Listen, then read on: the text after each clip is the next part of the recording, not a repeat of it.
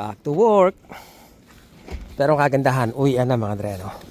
Uwian na. Nag-snow pa, oh. Uuwi na lang, nag-snow pa eh. Malasik na yan, oh. Monday ngayon. January 5, mga dre, no? Whew.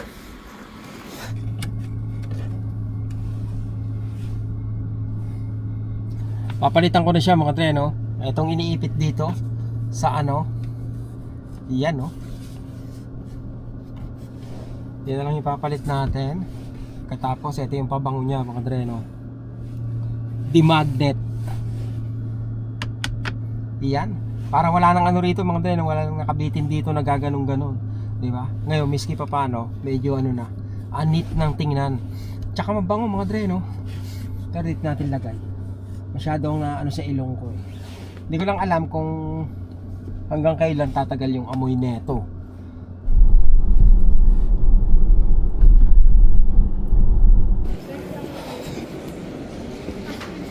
Hindi ko sigurado kung anong lulutuin ko. Pero bibili na ako ng kamatis. Tsaka bibili na rin ako ng ano, belly. Para kung sakali gusto kong magsigang o mag-adobo, meron akong stock na karne. Ito na yung ating kamatis. Tsaka yung belly, $20. Ang dre, no?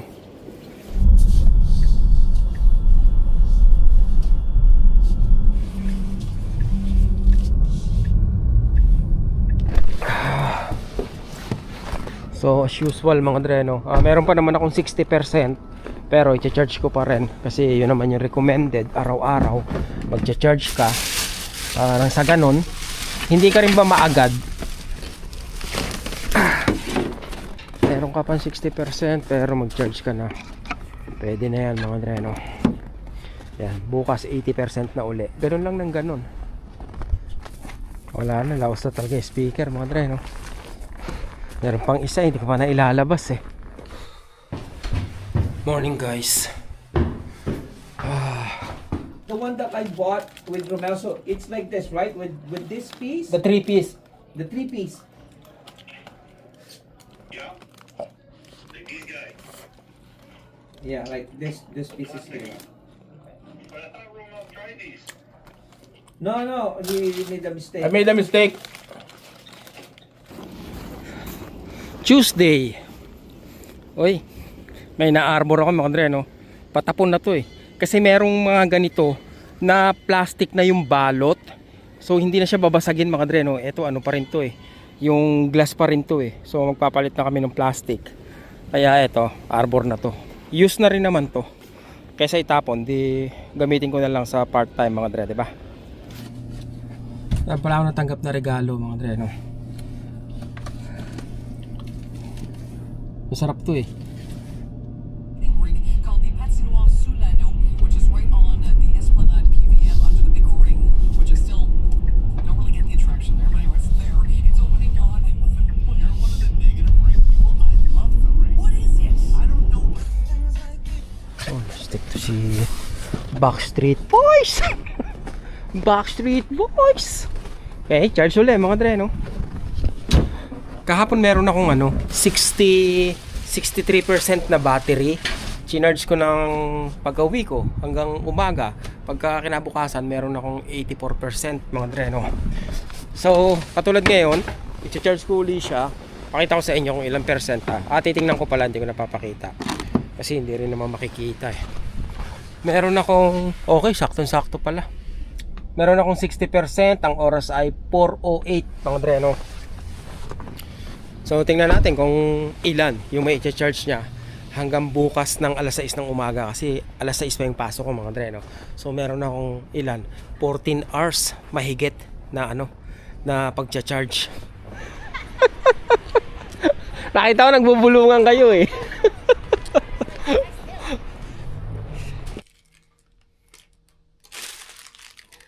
Kaninang tanghalian, nagpabili ako ng eto, mga dre, sandwich. Ano to eh? 12 inches ba yon? Yung kalahati, tanghalian. Itong kalahati, hapunan. Ano oras na ba? Alas 4:30, mga dre, no? Yun. Alas 4:30 sa orasan natin, no? So, hapunan na to, mga dre, no? May share lang ako sa inyo. Nung nakaraang araw, Ang tawag dito, naglilinis ako mga dre, no? Nag-iimis ako ng mga papel-papel ba? Kasi marami kaming tambak na papel eh. Kasi nung unang panahon, yung mga papel na ganito, itinatabi ni Jocelyn. Dahil, lalo na yung mga mga dre, no? Yung assessment galing sa tax, every year tinatabi niya yun kasi nga minsan hinahanap yun. Ngayon, pwede mo na siyang ma-access online. Kaya, pwede nang magtapon ng mga basurang papel mga dre, no? Nung mga nakaraang taon. Ngayon, eto, may nakita nga ako, may nahalongkat ako na sulat mula sa Nelmar noong January 24, 2013. Okay? I think, eto lang yung Ito na lang mga dre, basahin ko, no? Mrs. Jocelyn Lopez, this letter is to confirm your employment as a catcher in our production department from January 14, 2013. You will be earning $11 per hour. You will get a night shift premium of $2 per hour for every working hours between 11 p.m. and 7 p.m. 7 a.m. So, ito yung mga dre, overnight shift. Ang laki ng premium nila, di ba? Pero, noong 2013, ang minimum ay $11 lang. Kumpara sa ngayon, ang minimum wage ay $16.10 per hour. Nagsimula yun noong May 1, 2025. Tapos, with a lower rate of $12.90 per hour para sa mga tip workers. Ibig sabihin yung mga nabibigyan ng tip. So, mga nasa restaurant, bakit mas mababa sila? Di ba? Kaya umaasa sila sa tip eh. Walas kaya ang nagdudusa eh, mga gusto kumain eh. Hindi ba? Walas ko. But anyway, 1610 yung minimum ngayon dito sa Quebec mga dre, no? Iba-iba kada probinsya ng Canada, iba-iba yung minimum, depende yun sa sa cost of living. Way back anong tawag dito? Way back 2018 nung nagsimula ako sa maintenance. Kasi dumating ako dito mga dre, October 2018. October 24, 2018. After 1 week, nagtrabaho ako sa UPS ng ilang araw for $12 an hour. Pagkatapos, noong November 18, 2018, sa plaza ako nagsimula bilang building maintenance. Ang sweldo ko noon is $15 mga dre, no? Tapos yun nga, after 2 months, naging $17 ako. Tapos after 1 year or 2 years, naging 19 ako. Tapos hanggang pumalo ako ng mga dre, no? Pumalo ako ng 2021 ba? Ang alam ko, nung may pinagawa sila sa akin special na gawain mga dre, no? Yung nagtutubtub ako ng tiles. Kasi hindi ko pwedeng gawin yun eh. Dapat contractor yun mga dre, no? Ang mahal ng contractor eh. Sobrang mahal na mas makakatipid sila kung bibili sila nung ginamit kong pangtanggal ng tiles, yung nasasakyan, kung bibili sila nun, tapos ako yung gagawa. Imagine, magkano binigay nila sa akin nun mga dre, no? Parang parang yung sweldo ko na may overtime. So, okay, sabi ko, bigyan kita ng $29 per hour. Nagulat ako mga dre, no? From 19, ginawa akong $29 per hour. Sabi ko, sige, gagawin ko yan kahit overnight pa yan. So, yun, doon ako nag-overnight mga dre, no? Kumbaga, mahigit kalahating taong ko rin ginawa yan, no? Binaklas ko lahat nung tiles dito sa plaza, mga dre, no? Pagkatapos, so natapos ko nang gawin yon. Ang nangyari, parang wala nang silbi yung makina, mga dre, no? Yung machine pala na ginagamit ko. So, parang it paid for itself na lang kasi nga sa laki ng natipid nila para sa trabaho na yon. Na pag ibinenta nila yung makina na yon, parang tubo pa sila, mga dre, no? Kasi nga mahal yung labor nung pinatrabaho nila sa akin eh. Imagine kung ilang tao yung pwedeng gumawa nun. Oo, maiksing panahon, pero masyadong malaki yung pera na gagastusin nila. Sa akin, dahil hindi naman sila nagmamadali, mga dre, no? Kumbaga, kita nyo, hanggang ngayon nga, hindi pa tapos yung renovation sa plaza eh. 'Di ba? Nung dumating ako sa plaza, nagsisimula nang mag-renovate yan. That was 2018. Ngayon, 2026 na. Hindi pa tapos. So, ibig sabihin, hindi sila ganong nagmamadali. Kaya, siguro inutos nila sa akin na, sige, si Romel na gumawa niyan. Imagine, mahigit 6 months kong ginawa yun. Mga dre, no? Ang sweldo ko, $29. Diba? Per hour. Kaya tuwang-tuwa ako no? Ang luwag namin sa pera nun, mga dre, no? Yun nga, no? Kumbaga, ako lang mag-isa. Sabi sa akin, kailangan mo ba ng tulong? Kukuha kami ng isang tao para tumulong sa iyo magtapo ng tiles. Kasi ang gagawin ko noon, pagtapos ko magtubtub ng tiles, papalahin ko yun mga dre, no? Tapos i-wheelbarrow ko, may itambakan ako, dadalhin ko. So, masyadong mabagal, no? Pero, sabi ko, no, I'm fine. I can do it. Di ba? I don't need help from anybody. Ako, hindi nyo na kailangan mag-hire pa. Ako nagagawa. Kasi pabor nga sa akin, mga dre, no? Mas matagal, mas pabor. So, ako yung gumawa talaga, mga dre, no? Ako lang mag-isa. Yun, awa ng Diyos, makalipas yung halos 6 na buwan, mahigit 6 na buwan. Mga dre, no? Balik ako sa umaga. Balik yung sweldo ko sa dati. Nakakapanlambot eh. Di ba? Dati, pag sumweldo akong every 2 weeks, sumisweldo ako ng mga dre, no? 1,600. Mahigit every 2 weeks. Okay? Magkano yung upa namin sa bahay? 1,200. So, ibig sabihin, may sobra pa sa akin. May sobra pa akong 400. Tapos yung susunod na sweldo, 1,600 uli. 'Di ba? Ngayon, yun naman mapupunta sa ibang bayarin tsaka sa paluwagan. Kaya anong panahon na yun, mga dre, no? Kumbaga, ang lakas ko mag-ipon. Kaya lang nung bumalik ako sa sa regular kong sweldo, nanghina na ako eh. Parang umaano na lang ako, sumisweldo na lang ako ng 1,1 yata o minsan 1,2. Diba? Ang laki ng diferensya. Saan ko kukunin yung 400 na diferensya, mga dre, no? Hello?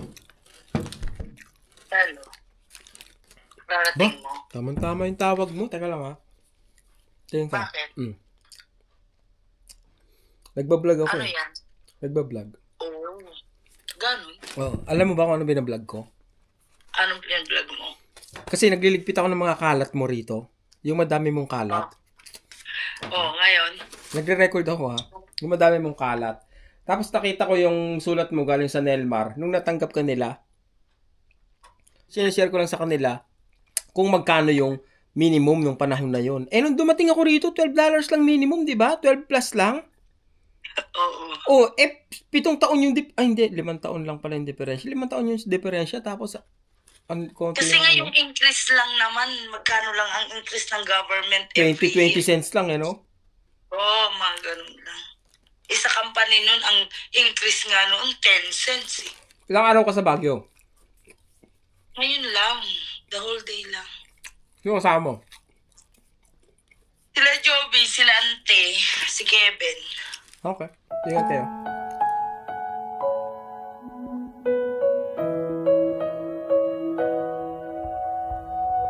Was it a dream? Why am I wishing that you were there? Is it a nightmare? It's like I'm trying to get back to something that I've lost. Oh, you have shown me there are places you can never go back to. Are you still there? Hello, Baguio!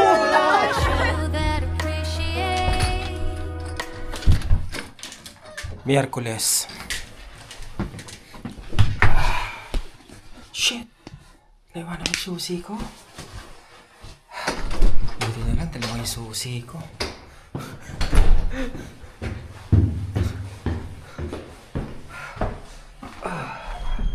Nag-snow na naman. Medyo maganda yung weather ngayon, mga dre, no?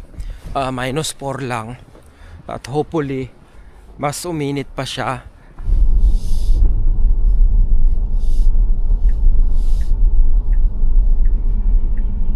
So pag ganitong slushy yung kalsada, mga dre, no, pag huminto ako, medyo ilang segundo, kapag umaandar na ako, ilang segundo bago ako makakuha ng magandang traction. Tsaka lang bibilis yung sasakyan. Pero sa arangkada, kahit naka-DN yung pa ako sa silinyador, hindi agad siya bumibilis ng ganong kabilis, mga dre, no.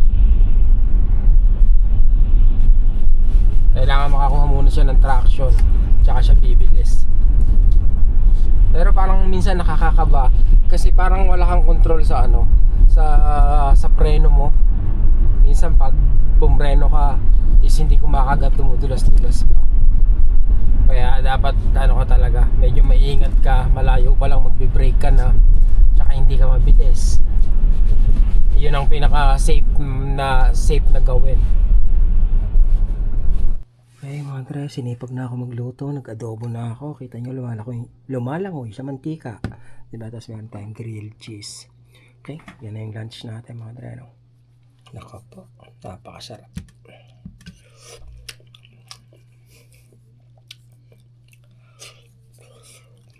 Grilled cheese.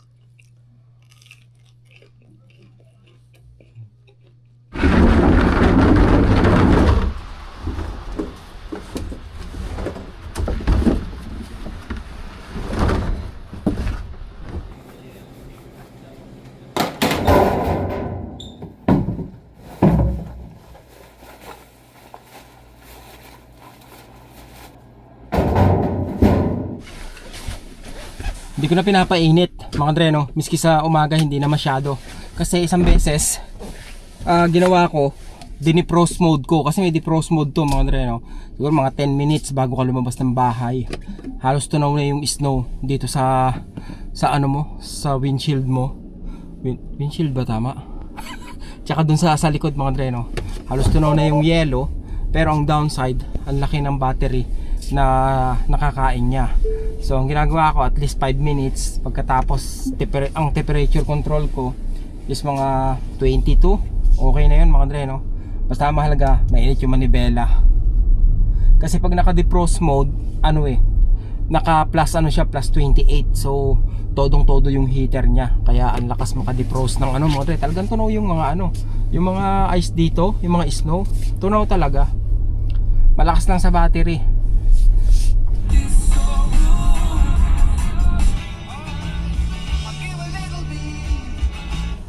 Share ko lang sa inyo itong magandang comment ni Sir Antonio Romulo. Nakakatuwa tignan yung evolution ng vlogs mo. Makikita mo yung progress, comfort, and stability ng buhay mo ngayon sa Canada. Keep on inspiring. Wishing you and your family an awesome 2026. Thank you, Sir. Ganun din sa'yo, no? Happy New Year. Sana, kumbaga good health. Laging good health, mga Teno. Yun lang ang pinaka-importante sa lahat, eh. Pera, kikitain mo yan, eh. Diba? Kung mayaman ka pero hindi good yung health mo, ang laki ng problema mo. Diba? Stability, progress, comfort. Siguro, Sir, yung progress yun. Diba? Agree ako doon. Sobrang laking progress yung nangyari sa buhay namin. Diba? Yung comfort, oo, ganun din, no? Talagang komportable na ngayon kumpara noon. Kumbaga, malayo na yung narating mga Dre, no? ng buhay ko, ng buhay namin, pero malayo pa, di ba? Marami pang pwedeng maabot. At pagdating naman sa stability, I don't know, financial stability, no, hindi sir, no. Siguro na nakikita nyo pa travel, di ba? Nagsha-shopping, kain sa labas. Pero ang totoo, kinakapos pa rin sa buhay. Talagang gusto ko lang gawin yung mga bagay na gusto ko. I mean, ayokong kamatayan yung hindi mo magawa yung mga bagay na pinapangarap mo, 'di ba? Somehow gusto ko sanang kung ano man yung mangyari, at least nandun ako sa gitna ng pagtupad sa mga pangarap ko, tsaka paggawa sa mga bagay na makakapagpasaya sa akin. At yun na nga, kasama na rin yung yung pagta-travel. Malayo pa tayo dun sa sa stability. Pero sobrang layo na lang narating natin. At sa mga bagong dating po rito sa Canada, o kaya yung medyo kahit hindi bagong dating, at nag-i-struggle din naman talaga, 'di ba? Ilang taon na nag-i-struggle pa rin. Huwag kayong mawalan ng loob, mga Andre, no? It takes time talaga, as in. Yung iba 5 years, 10 years, 15 years. Wala di ba? Kanya-kanya tayo ng kanya-kanya tayo ng pinagsimulan eh. Wala nagmamadali sa inyo, take your time, di ba? Kayang-kaya nyo yan. Darating din kayo sa point na kung saan masasabi nyo, ay, salamat. Nakaluwag-luwag din sa buhay. Di ba? Stability, hopefully, sir, no, makuha ko yan. At saka, ano pa ba? Maraming good health pa, no? Yun lang palagi. Kasi, at the end of the day, mga Dre, no, kahit gaano karami yung pera natin, walang makakaligtas dito ng buhay. Lahat tayo, isa lang yung hahantungan natin, sementeryo. Hindi mahalaga kung gaano kalaki yung bahay mo, gaano kaganda yung kotse mo, ilan yung kotse mo, gaano karami yung pera mo. It doesn't matter. At the end of the day, hihinto yung paghinga mo at pipikit yung mata mo, and that's it, diba? So gawin mo na yung mga bagay na gusto mo. Ang tagal ko na rito sa Canada, mga dre, no? 7 taon na ba? Mula't simula hanggang ngayon, hindi pa rin ako nagkaroon ng maraming pera eh, diba? So gawin ko na yung mga gusto ko.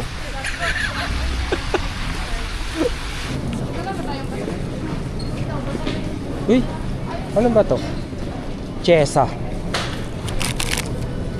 Hindi naman, kala ko chesa eh.